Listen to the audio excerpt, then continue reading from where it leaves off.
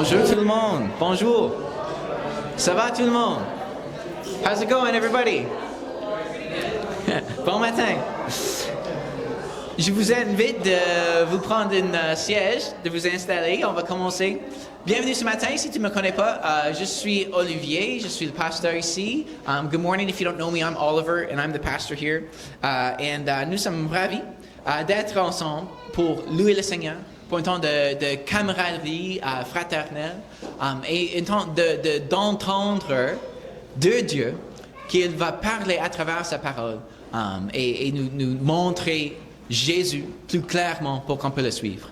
Alors, j'ai juste quelques annonces avant qu'on commence. I've just got a couple announcements before we start. En premier, demain soir, il y a une soirée de parenting. Alors, il y a un enseignement de comment élever les enfants. Il y a une prof de Crandall University, Sam Reimer, il est un sociologue qui a fait beaucoup de recherches sur la foi et les familles, comment transmettre la foi dans le contexte de la famille. Donc, ce serait une super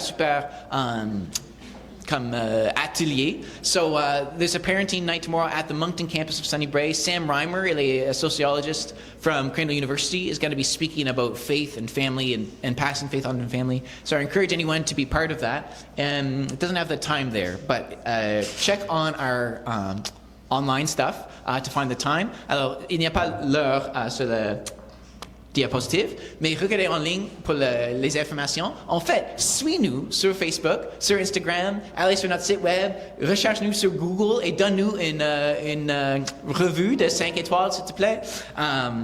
Et ça va aider aussi les autres de nous trouver. En fait, ça aide beaucoup parce qu'il y avait une fille qui est venue la semaine dernière. Il y a quelques familles qui sont venues. À 6 heures? Yeah. OK, c'est à 6 heures demain. Mais il y a plusieurs personnes qui sont venues à notre église parce qu'ils ont fait une recherche Google et nous étions la première église qui a apparu à Dia, ou pas la première, mais une des églises qui est apparue. Et alors ça aide les gens à nous découvrir si tu laisses une revue. Alors je vous encourage de faire cela. Deuxième annonce. On va inviter les gens de nous rejoindre pour le Pâques et on va distribuer les accroche-portes. C'est le 29 mars qu'on va faire cela. We're going to invite people to celebrate Easter with us by passing out door knockers on the door hangers on their houses. We're going to do that March 29th after the service. Alors, je sais que c'est pas quelque chose que tout le monde est à l'aise avec, de faire les choses comme ça, mais je vous encourage, ce n'est pas si effrayant, même tu peux juste le laisser, tu dois pas même parler à personne, mais on a besoin d'un groupe de personnes pour distribuer autant que possible. On a quelques centaines. Alors, ça va prendre une heure ou quelques heures de se séparer autour de la ville et inviter les gens à célébrer le Pâques ensemble. Donc, if you can be part of that on March 29th, it's going to take a handful of us to pass out, a few hundred invitations of people to come and celebrate Easter together. Aussi, alors ça c'est le 29 mars. J'avais une autre annonce. Oh oui, les invitations. Sur vos sièges aussi, il y a une petite carte bleue. J'ai imprimé ces cartes juste comme une petite invitation à l'église. Il y a toutes les informations à propos de nos célébrations, notre site web, tout ça. Et ce que je vous encourage, c'est d'en prendre un, au moins, et de garder avec toi dans ta poche, dans ta portefeuille, dans ta voiture, pour que si tu as une occasion de parler avec quelqu'un à propos de la foi, à propos de Jésus, à propos de l'église, tu peux leur donner cette carte-là avec toutes les informations. Que si ils sont intéressés à venir, peut-être même ils vont oublier les détails, mais là, s'ils ont la carte, ils peuvent nous chercher, nous trouver. Alors, en prendre un, si tu veux, comme 5, et tu as plusieurs amis que tu veux inviter, il y a plusieurs à la table en arrière. Alors, tu peux les prendre à la fin de la célébration pour inviter les autres, si tu veux. So, if you would take one of those cards, it's just got all the information about our services. If you ever are talking to someone about faith, about Jesus, about church, you can leave it with them so that if they forget, the details, that they can look us up online and have the details there. So I encourage you to take at least one, but if you want more, if you have a bunch of friends you'd like to invite, there's more cards at the table at the back. So I encourage you to take those. Et finalement, si tu es nouveau ce matin, je vous encourage de remplir la carte de connexion de l'amener à la table de connexion à la fin du célébration, juste pour qu'on peut t'aider à t'intégrer dans notre Église. Parce que vraiment, on veut que tout le monde ici se sent comme une partie de la famille. The reason for those cards is we want to help you integrate into the life of our church. We want everyone who comes to feel like part of the family. Alors, ça prend de l'intention. It takes intentionality to get connected, and so we want to help you with that. Alors, c'est toutes les annonces, sauf que Daniel a une annonce. What's up? Parents' night, 6 o'clock. It's at 6 o'clock, yes. 6 o'clock tomorrow night is the parents' night. Thank you. Alors, oui, c'est tout. Alors, je vous invite de vous lever et on va louer ensemble. Bon matin, on va chanter ensemble. La semaine dernière, on a fait de nouveaux chants, Caché dans ta lumière. Ça dit, caché dans ta lumière, je deviens qui je suis en toi. Donc, notre Créateur, notre Père, en Dieu. On va just chanter ensemble et louer ensemble. So, we're going to sing a song. We sang for the first time last week, and it says, you know, I become who I am in you, right? We find our identity in Christ and our Father and our Creator. So, let's just sing to Him this morning. It's so worthy of our praise. Let's just sing.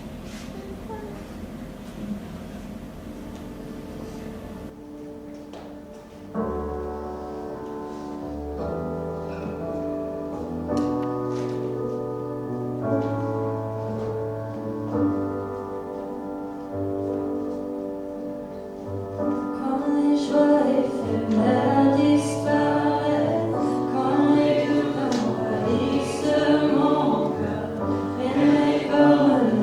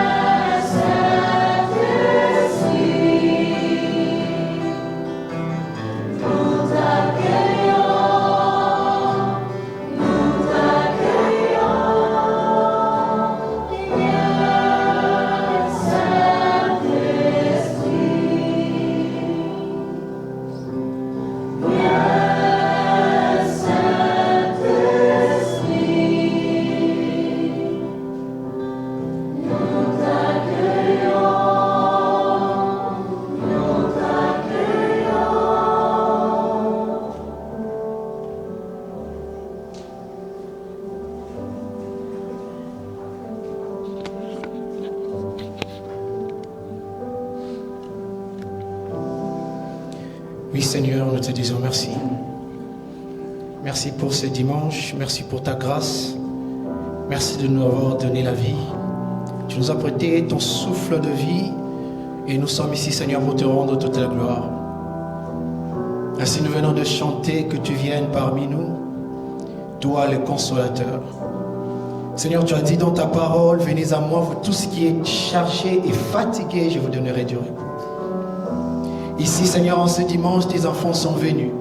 Chacun de nous, Seigneur, avec son fardeau et ses charges que tu sais très bien maîtriser. Et nous prions, Seigneur, pendant que chacun de nous ne sait pas peut-être partager, mais tu sais lire dans nos cœurs et tu sais consoler. Je prie pour la consolation, Seigneur, de gens de cette église. Je prie pour la consolation, Seigneur, de toutes les personnes qui sont dans leur maison. Je prie pour la consolation, Seigneur, de ce monde dans lequel tu nous as envoyés pour être cette lumière. Comme un vent, comme un feu. Nous te prions, Seigneur, en ces dimanches que tu puisses souffler. Commence à souffler, Seigneur, dans cette ville. Père, commence à souffler par ton esprit dans cette ville. Tu as dit que nous puissions prier, Seigneur, pour des rois et tous ceux qui sont élevés dans la dignité, afin que nous puissions mener une vie paisible. Je prie, Seigneur, pour cette paix dans le monde. Actuellement, il y a de guerres et de bruits de guerre. Combien, Seigneur, des enfants qui ont manqué leur père. Combien de pères qui ne verront peut-être pas leurs enfants. Nous prions, Seigneur, en ces moments, par ton esprit, qu'il y ait la paix, Seigneur, partout où tes enfants t'implorent, t'appellent, cherchent ton nom, au nom de Jésus. Que ta paix, Seigneur, Saint-Esprit, que ta paix, Seigneur, règne. Et que la consolation se manifeste de partout. Oh Dieu, il y a des personnes peut-être ce dimanche ne savent pas comment aller à l'église, t'adorer, Seigneur, parce qu'il y a la guerre, ils ne savent pas, ils ont peur. Mais toi qui consoles le cœur, je prie que tu consoles chaque foyer. Je prie que tu consoles un parent, je prie que tu consoles une soeur, un frère, quelque part qui attendra cette prière. Parce que tu es venu pour cela, tu es mort à la croix pour cela. Nous avons besoin de cette consolation que le monde ne sait pas donner. Tu dis, je vous donne la paix, je vous laisse ma paix. Cette paix que le monde ne saura donner. Nous te prions, Saint-Esprit. Accorde-nous, Seigneur, cette paix. Accorde-nous, Seigneur, cette grâce. Au nom de Jésus, que nous t'avons ainsi prié ce dimanche. Amen. Amen. Nous demandons si les enfants veulent bien rejoindre l'autre salle. Merci.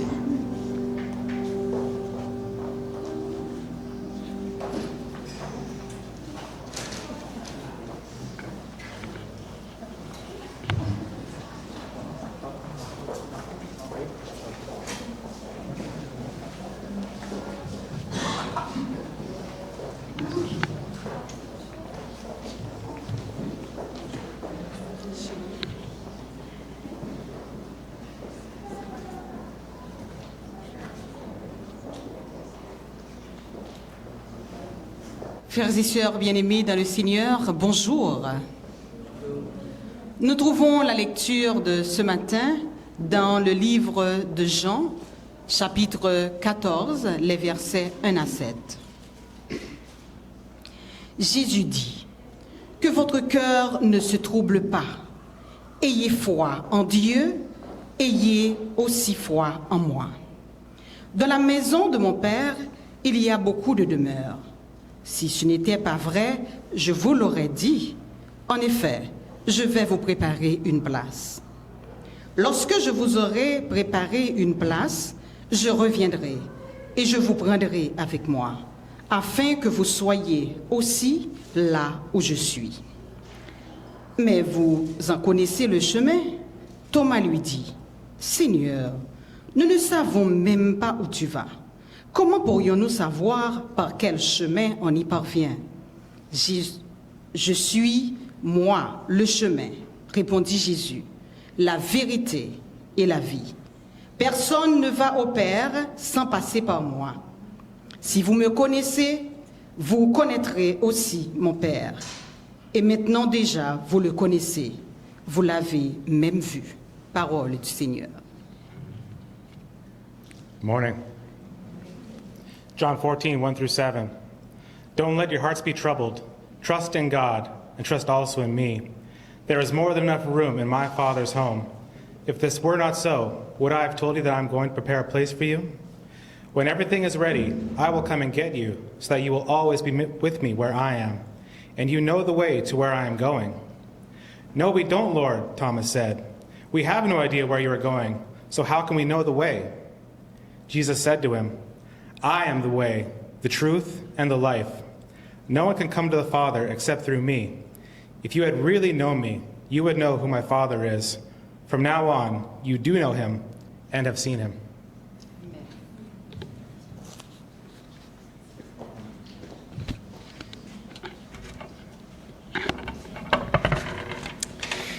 Bon matin, good morning. For those who are not native French speakers, we'll put the translation thing up here if you'd like to scan that and follow along in English or Spanish. And if even if you don't need it the whole time, it doesn't hurt to work on your French. But then if you don't understand something, you can always get a little check there to help you out. So I encourage you to use that. Alors. See, and if you don't, if for some reason your phone crashes and the thing disappears, there's cards on the back with the QR code if you need it at any point in the service. Because soon I'm going to put up an image. As-tu déjà vu l'image, cette image-ci qu'on va mettre sur l'écran, des hommes aveugles qui décrivent un éléphant? Oui, as-tu vu ça déjà?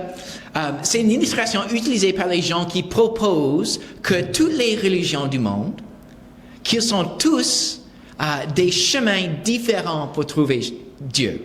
Les gens qui soutiennent cette philosophie inclusive et tolérante, ils proposent que toutes les religions sont correctes d'une certaine manière. Ils ont tous une certaine aperçu, ils voient une certaine partie de Dieu. Et ils proposent que c'est intolérant et méchant de dire qu'il y a un seul chemin à Dieu. Ils utilisent cette illustration des hommes aveugles, et chacun décrive l'éléphant. Il y a un homme qui touche le trompe, et il dit, c'est un tuyau. Et un autre qui touche la patte, et il dit, non, c'est une tronc comme un arbre. Et un autre touche le côté de l'éléphant, et il dit, vous avez tort, c'est une mur, c'est dur et plat. Finalement, un autre homme touche le cœur, et il dit, vous avez tort, c'est une corde. Et l'illustration est supposée de nous montrer que c'est ignorant et arrogant de prétendre que nous avons la seule vérité à propos de Dieu. C'est intolérant de dire que les autres religions ont tort, parce qu'on n'aperçoit qu'une petite partie de Dieu, chacun. Qu'est-ce que vous pensez de cette image? Est-ce que ça te confronte? Est-ce que ça a l'air sensé? Et qu'est-ce que Jésus dirait de cette image, cette conception de la vérité, cette conception de Dieu? On va y retourner plus tard. Mais on est au milieu de notre série Redécouvrir Jésus, où on examine l'identité et la mission de Jésus selon ses propres paroles. Et ce matin, on discute du texte où Jésus déclare qu'il est le seul chemin à Dieu. Il a dit ceci en Jean 14, verset 6. « Je suis moi le chemin, répondit Jésus, la vérité et la vie. Personne ne va au Père sans passer par moi. » Alors ce matin, je veux parler de l'exclusivité de Jésus. Je veux le défendre en premier, mais aussi je veux montrer comment l'exclusivité de Jésus, en fait, change nos cœurs, ça nous rend humbles et aussi ça nous rend émerveillés par sa grâce. Alors en premier, l'exclusivité de Jésus n'est pas intolérante. Jésus lui-même, il s'est dit le seul chemin à Dieu le Père. Personne ne vient au Père sinon par lui. Alors il y a une exclusivité dans l'enseignement de Jésus. D'être chrétien, de suivre Jésus, ça implique une exclusivité. D'être chrétien et notre société n'est pas à l'aise avec cette intolérance présumée. Pas en tout, je dirais. Mais Jésus l'a dit lui-même. Et on ne l'invente pas parce qu'on est intolérant en tant que chrétien.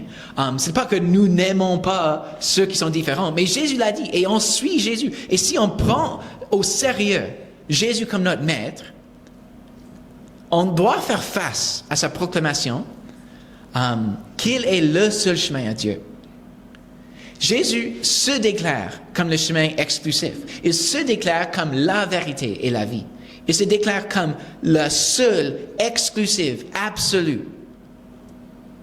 Dans notre culture qui préfère une philosophie, pas de vérité absolue, mais de vérité relative, qui rejette l'idée de la vérité absolue, c'est offensif, c'est scandaleux. Et les gens, ils n'aiment pas les déclarations de vérité absolue parce que ça cause de division. Les déclarations de vérité absolue, ils créent une binaire de nous et eux. Nous qui croyons dans la vérité et eux qui ne le croient pas.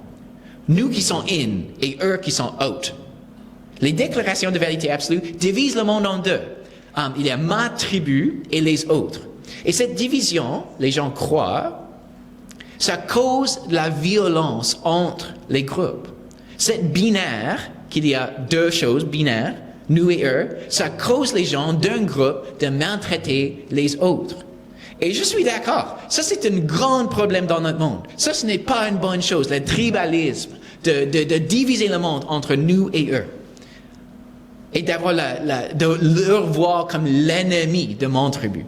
Ça, c'est un vrai problème. Mais notre société propose que la solution, c'est d'éliminer toutes les déclarations de vérité absolue et de dire par contre que la vérité est relative. Ils disent des choses comme peut-être que le christianisme c'est vrai pour toi, right? Si c'est bien pour toi, si ça t'aide, tant mieux. Mais c'est pas vrai pour moi.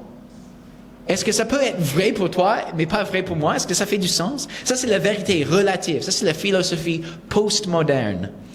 Et ça propose que si on abandonne cette idée de la vérité absolue et on adopte l'idée de la vérité relative, c'est la solution à notre culture pluraliste. C'est la solution, ça nous permettrait de vivre en tolérance avec ceux qui sont différents. Alors, ils pensent que de soutenir qu'il y a une vérité absolue, ça crée une binaire. Et ce binaire cause l'intolérance. Mais regarde, il y a un problème avec cette philosophie. N'est-ce pas que de déclarer qu'il n'y a aucune vérité absolue, c'est une déclaration de vérité absolue? Tu vois, la seule vérité absolue, c'est qu'il n'y a aucune vérité absolue. C'est aussi une déclaration de vérité absolue, c'est une contradiction avec soi-même. Aussi, n'est-ce pas que si les gens sont inquiets que les déclarations de vérité absolue créent un binaire, la philosophie qu'il n'y a aucune vérité absolue crée lui aussi un binaire. Il y a nous qui sommes tolérants et nous qui savons qu'il n'y a aucune vérité absolue. Nous sommes bonnes, nous sommes aimants, nous sommes éclairés, tolérants. Oh, mais ceux-là, eux qui croient qu'il y a une vérité absolue, ils sont intolérants. Ils sont les bigots. Ils sont mauvais. C'est une autre binaire qui crée un type de nous contre eux. Alors, le problème de la division, c'est un vrai problème. Le problème du tribalisme où les gens voient le monde de façon binaire et il y a ma tribu qui est bonne et les autres qui sont mauvais, les ennemis, ça c'est un vrai problème. Mais la solution proposée par notre société n'est pas une vraie solution. Nier la vérité absolue crée une autre binaire. Alors, est-ce qu'il y a une solution? Tim Keller, un prédicateur américain, il a proposé une solution différente. La question n'est pas qui fait les déclarations de vérité absolue, parce qu'en fait, tout le monde les fait. Une meilleure question, c'est les déclarations de vérité absolue de quel groupe amènent ce groupe-là à mieux aimer et à mieux servir et à mieux tolérer ceux qui ne croient pas comme eux.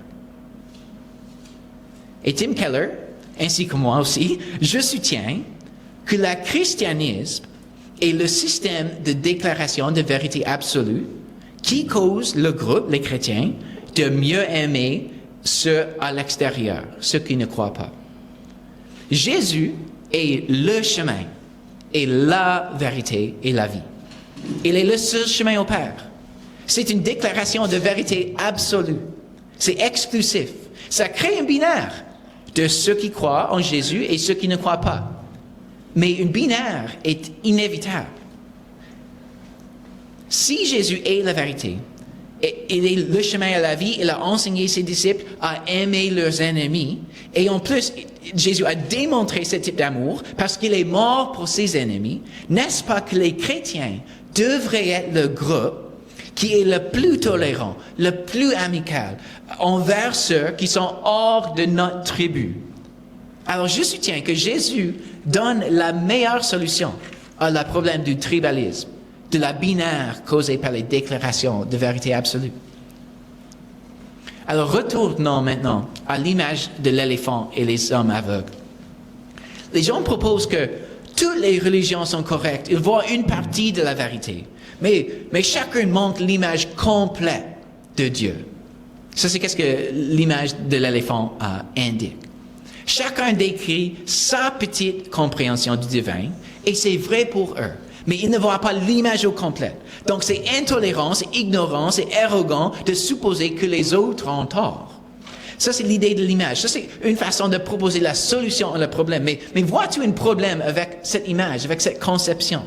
Si toutes les religions sont comme les hommes aveugles qui voient juste une partie de l'éléphant, qui est celui qui voit l'image au complet? Qui est celui qui possède la vérité entière? Supposément, celui qui a créé l'image. Supposément, les gens qui déclarent que toutes les religions sont vraies d'un degré. Les gens là voient la vérité entière. N'est-ce pas que cette position-là est arrogante? Oui. N'est-ce pas que c'est très arrogant de proclamer que tu comprends toutes les religions du monde mieux que les fidèles de ces religions-là? C'est très arrogant. C'est une déclaration énormément orgueilleuse. Et encore, ça crée un binaire. Il y a eux qui sont aveugles et nous qui voyons au complet. Il y a nous qui sommes éclairés. Cette perspective sur la religion a l'air tolérante, mais en réalité, elle aussi est arrogante. Elle aussi cause un binaire. Elle aussi ne résout pas le problème de la division et du tribalisme. Et je soutiens que seul Jésus peut résoudre ce problème. Seul Jésus peut nous montrer la vérité et aussi nous donner les ressources de caractère pour aimer ceux qui ne croient pas comme nous. Alors, pourquoi est-ce qu'on discute cela? Pourquoi est-ce que c'est pertinent? Je sais, c'était un peu d'un exercice mental, philosophique, mais si tu es chrétien, un jour, quelqu'un va t'accuser d'être intolérant, d'être ignorant. Et un jour, sur Facebook, un de tes amis va partager cette image, probablement. Alors, je veux te préparer pour deux choses, pour répondre. Un, si tu peux, et même si tu ne te souviens pas tous les points, toutes les étapes logiques que j'ai présentées, j'espère que tu te souviens au moins qu'il y a une bonne réponse aux objections de ton ami qui t'accuse d'être ignorant, qui partage cette image. Que tu te souviens qu'il y a au moins une bonne réponse et je peux le trouver, mais même si je ne le souviens pas dans ce moment-là. Et aussi, si tu explores Jésus, si tu es ici et tu n'es pas encore chrétien jusqu'à présent, j'espère que ça te cause un peu de réflexion sur les objections typiques de notre culture. Est-ce que les solutions proposées par les philosophies de notre culture sont réellement des solutions? Parce qu'on doit faire face à la déclaration de Jésus, qu'il est le seul chemin à Dieu. Il est la vérité absolue. Mais je soutiens que cette déclaration, cette exclusivité n'est pas intolérante. En fait, de suivre Jésus est la seule solution au problème de l'intolérance. Parce que Jésus nous donne les ressources pour aimer ceux qui sont hors de notre groupe. Alors regarde mon deuxième point ce matin. L'exclusivité de Jésus nous rend humble. Voici une distinction importante. Jésus s'est proclamé comme la vérité absolue, mais je ne propose pas que je possède la vérité absolue. Je propose que Jésus est réellement la vérité absolue, mais je ne le possède pas. En fait, on dirait, il me possède. Mais regardons de près ce que Jésus a dit dans le texte. Je suis moi le chemin, répondait Jésus. La vérité et la vie. Personne ne va au Père sans passer par moi. Il a dit, moi je suis le chemin. Pas moi je vais vous montrer le chemin. Il a dit, moi je suis la vérité, pas je vais vous enseigner la vérité. Le chemin et la vérité ne sont pas les idées abstraites. Ils se trouvent dans la personne de Jésus. Le seul chemin à Dieu et la vérité absolue se trouvent dans la personne de Jésus. Ils ne sont pas des choses hors de Jésus qu'on peut saisir, qu'on peut posséder. La vérité n'est pas un système de croyance que Jésus a enseigné et le chemin n'est pas un système moral que Jésus a montré. Jésus lui-même, il est le chemin, il est la vérité, il est la vie. Alors qu'est-ce que ça implique? Oui, Jésus est absolument la vérité, mais je ne connais pas Jésus parfaitement. Je ne connais pas complètement sa sagesse et qu'est-ce qu'il dirait à propos de chaque situation. On doit être quand même humble parce qu'on ne comprend pas toujours Jésus. On peut soutenir qu'il est la vérité quand son enseignement est infaillible, mais notre compréhension de son enseignement est quand même faillible. On peut soutenir que la Bible est la suprême révélation de Dieu, notre autorité pour évaluer toute question de foi et de pratique. La Bible est infaillible, mais à la fois notre compréhension, notre interprétation de la Bible est faillible. Donc ces paroles de Jésus, elles semblent offensives, elles sont exclusives, mais en tant que chrétiens, elles ne devraient pas nous rendre orgueilleux.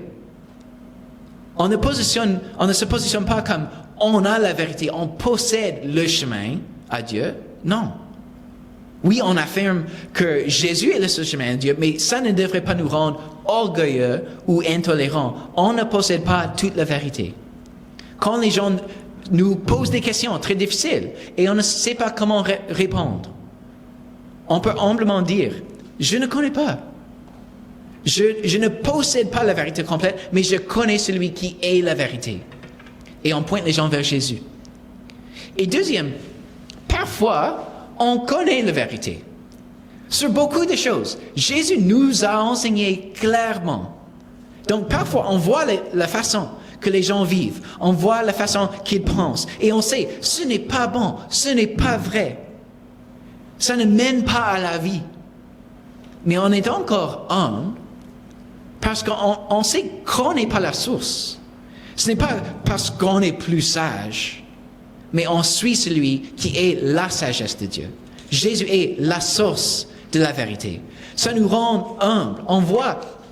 Quand on voit les autres, on ne les juge pas. On a de la compassion. On dit, ils ne connaissent pas la source de la vie, la source de la vérité. Ils ne sont pas connectés avec Jésus. C'est pourquoi ils ne voient pas la vérité, parce qu'il est la vérité. Alors l'exclusivité de Jésus, ça devrait nous rendre humbles. Troisième, l'exclusivité de Jésus n'est pas méchante, mais gracieuse. Quand Jésus dit, je suis moi le chemin, la vérité et la vie, personne ne va au Père sans passer par moi. Pour beaucoup d'entre nous, ça semble, au début, méchant. Ça semble offensif de dire que personne ne peut venir à Dieu sauf par Jésus, parce que notre attitude par défaut, c'est que tout le monde devrait aller au ciel. Et donc, les paroles de Jésus, ça nous frappe comme ceci. Ça a l'air comme il dit, tout le monde peut venir au Père, sauf ceux que Jésus empêche. Tu vois la différence?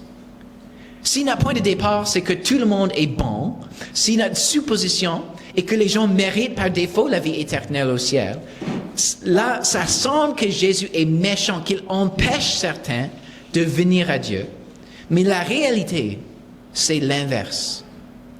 Personne ne peut venir au Père, C'est le point de départ de Jésus. Personne ne peut venir au Père. Ça, c'est ça la mauvaise nouvelle. Nous sommes tous pécheurs et par conséquent, nous ne méritons pas la vie éternelle, mais le jugement de Dieu. Nous sommes tous pécheurs. La Bible soutient cette réalité tout au long. En Ésaïe 53, verset 6, il dit ceci, le prophète, des centaines d'années avant Jésus, dit, « Nous étions tous errants, pareils à des brebis, chacun de nous allait par son propre chemin. L'Éternel a fait retomber sur lui, c'est Jésus, les fautes de nous tous. » Et Paul, il dit en Romains chapitre 3, « Tous ont péché, en effet, et sont privés de la gloire de Dieu. » Et il continue en chapitre 6, « Car le salaire que verse le péché, c'est la mort. Mais le don de Dieu, de la grâce que Dieu accorde, c'est la vie éternelle dans l'union avec Jésus-Christ notre Seigneur. » Nous sommes tous les pécheurs. Et la conséquence du péché, c'est la mort spirituelle, la séparation de Dieu. Fait que la position par défaut des humains, de tout humain, c'est que personne ne peut venir au Père. C'est l'inverse de notre attitude courante.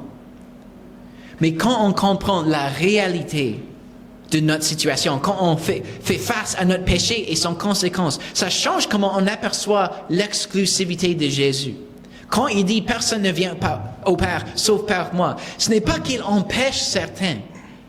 Ce n'est pas qu'il est méchant. C'est juste la réalité. Personne ne peut venir au Père par notre propre sainteté, par notre propre bonté. Personne ne peut venir au Père. Sauf, il y a une façon. Il y a un chemin. Personne ne vient au Père sauf par Jésus. Quand on se rend compte de la gravité de notre situation, de la gravité de notre péché, ça change comment on aperçoit l'exclusivité de Jésus. Elle n'est plus méchante, elle n'est plus intolérante, elle est gracieuse, elle est généreuse, elle est émerveillante. Quand on méritait seulement la punition de Dieu, il nous a tant aimés que Jésus est mort pour nous. Quand il n'y avait aucune façon pour nous d'avoir une relation avec Dieu, quand il n'y avait aucune façon pour nous d'accéder à la vie éternelle, Jésus a créé un chemin. C'est le seul chemin, mais c'est stupéfiant qu'il y a même un chemin. Alors quand on voit correctement l'exclusivité de Jésus, ça nous rend émerveillés par la grâce de Dieu. Ça nous mène à la louange, à l'adoration. Quand on voit correctement l'exclusivité de Jésus, ça nous rend humbles. Comme j'ai expliqué avant, l'exclusivité de Jésus crée un binaire, oui. Il y a nous qui croient et eux qui ne croient pas. Mais quand on voit correctement l'exclusivité de Jésus, que nous ne sommes pas inclus à cause de notre propre bonté, ça nous rend humbles. Ça nous donne la compassion pour eux à l'extérieur. Ce n'est pas un binaire de nous qui sommes bons et eux qui sont mauvais. Nous sommes tous les pécheurs qui ont besoin de la grâce de Dieu. Personne ne vient au Père sauf par Jésus. Donc ça nous rend humbles et ça nous donne la compassion. Nous ne sommes pas supérieurs. Et quand on voit correctement l'exclusivité de Jésus, ça nous donne la motivation pour l'évangélisation. Ça nous donne un cœur de compassion pour les gens qui sont loin de Jésus. Les gens qui suivent toutes sortes de philosophies qu'ils pensent vont leur mener à la vie. Et les gens qui suivent toutes sortes de religions qui revendiquent qu'elles vont leur mener à la vie éternelle. Mais si on croit en Jésus, on sait que tous ces autres chemins ne marchent pas. Si on croit vraiment que Jésus est la suprême révélation de Dieu, il s'est dit le seul chemin au Père. Aucune autre religion qui n'a pas Jésus au centre va leur donner la vie éternelle. Il n'y a aucun autre sauveur que Jésus. Et donc, on est motivé de partager Jésus avec tout le monde. On est motivé de prier pour les musulmans pendant le Ramadan. Que Jésus se révèle à eux, à leur montrer la vérité. On est motivé de partager Jésus avec nos voisins et nos amis et nos collègues et notre famille. Parce que sinon, ils seront exclus. Jésus n'exclut personne. Il invite quiconque. Quiconque qui vient à moi sera sauvé. Quiconque qui croit en moi aura la vie éternelle. Mais comment est-ce qu'ils vont croire si personne ne leur partage à propos de Jésus? Tu es peut-être le seul chrétien que tes voisins connaissent. Tu es peut-être le seul chrétien que tes collègues connaissent. Alors, on a une opportunité incroyable de partager de participer avec Jésus, d'inviter le monde à la vie éternelle. Il y a un seul chemin. Mais peut-être que Jésus va t'utiliser à aider quelqu'un à trouver ce chemin. Et c'est une expérience sublime de faire partie du parcours de quelqu'un qui découvre Jésus. Jésus est le seul chemin, mais il invite quiconque. Donc, on invite quiconque. Jésus est le seul chemin, donc il y a une exclusivité avec Jésus. Mais parce qu'il est mort pour tout le monde, parce qu'il invite quiconque, même l'exclusivité de Jésus est en fait inclusive. Il est le seul chemin, mais tout le monde est invité. Prions. Jésus, on te remercie pour cette parole difficile dans notre culture, mais quand même, on te remercie que tu es le seul chemin à résoudre le problème de l'intolérance. Tu es la seule façon de remplir nos cœurs avec un amour qui nous donne les ressources d'aimer ceux qui sont différents, ceux qui ne croient pas comme nous. Alors Jésus, montre-nous la réalité de ton exclusivité, de le voir correctement, que nous ne sommes pas inclus parce que nous sommes mieux que les autres, mais nous sommes exclus juste à cause de ta grâce. Alors Seigneur, que nous soyons émerveillés par ta grâce, que nous soyons émerveillés que nous sommes inclus dans ta famille et que ça nous donne aussi la motivation d'inviter quiconque qui croit, quiconque qui vient à Jésus aura la vie éternelle. Alors Jésus, aide-nous à inviter nos amis, nos collègues, la ville, à découvrir Jésus, le seul chemin à Dieu. Et nous prions pour ceux qui nous aiment, que nous aimons, qu'ils répondent à ton invitation. Que tu ouvres les cœurs de voir qu'ils ont besoin d'un sauveur, qu'ils ont besoin de Jésus, le seul chemin. Dans ton nom, Jésus, on prie. Amen. Alors maintenant, lorsqu'on célèbre la Sainte Seine, ça nous rappelle que Jésus est le seul chemin. Parce que personne ne pouvait venir au Père sauf par le sacrifice de Jésus. Son corps brisé et son sang versé sur la croix, symbolisé par le pain et le vin, c'est seulement par sa mort qu'on est restauré, qu'on est pardonné. Et c'est pourquoi il n'y a aucun autre chemin au Père. Aucune autre manière d'accéder à la vie éternelle. Parce que seule la vie du Fils unique de Dieu pourrait racheter la vie de toute l'humanité. Et donc, célébrons la Sainte Seine. Confessons ensemble notre besoin de son sacrifice. Confessons que nous sommes tous les pécheurs. Que la salaire du péché, c'est la mort. Mais il est mort à notre place. Et remercions notre Sauveur Jésus. Soyons émerveillés par le fait qu'il y a même un chemin et qu'il nous invite. Alors, si tu te joins à moi dans cette confession, prions ensemble et célébrons la Sainte Seine. Seigneur, on confesse nos péchés. On confesse que nous sommes tous pécheurs qui ont besoin de la pardon, qui avaient besoin du sacrifice de la vie du Fils unique de Dieu pour nous racheter. Alors, on prend un moment maintenant pour confesser nos péchés.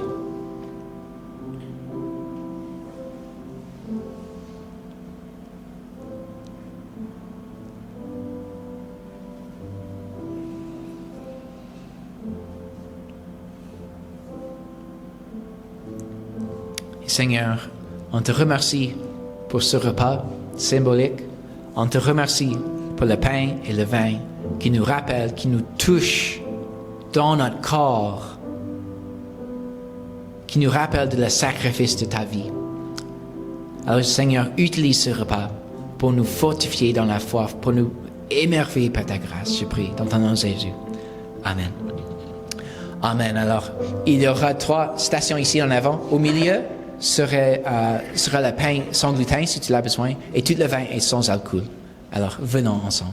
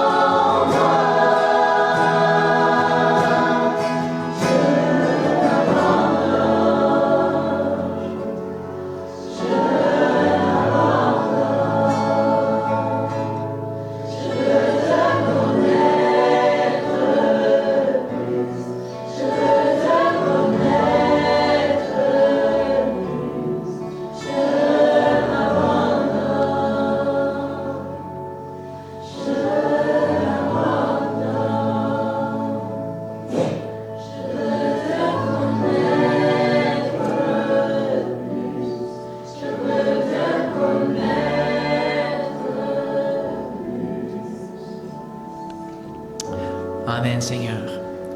On veut te connaître plus, te voir comme tu es. Te voir plus précisément l'identité de Jésus, qui est la suprême révélation de Dieu. Seigneur, on se soumet à toi et ta révélation. Si tu dis que tu es le seul chemin, on le croit. Si tu dis que tu es la vérité, on dit, viens régner en moi. Tu es roi Jésus, alors je me soumets à toi. Je me soumets à ta réalité, à ta vérité. Ordre ma vie selon ta révélation, ta réalité, ta vérité. Et Seigneur, aussi on croit et on te remercie que comme ça, c'est la meilleure façon de vivre. C'est comme cela qu'on découvre la vraie vie. Alors Seigneur, on est heureux de se soumettre à toi comme roi Jésus. Alors on dit, viens régner Jésus en moi. Dieu vient. Dieu vient régner. Dieu vient régner en moi.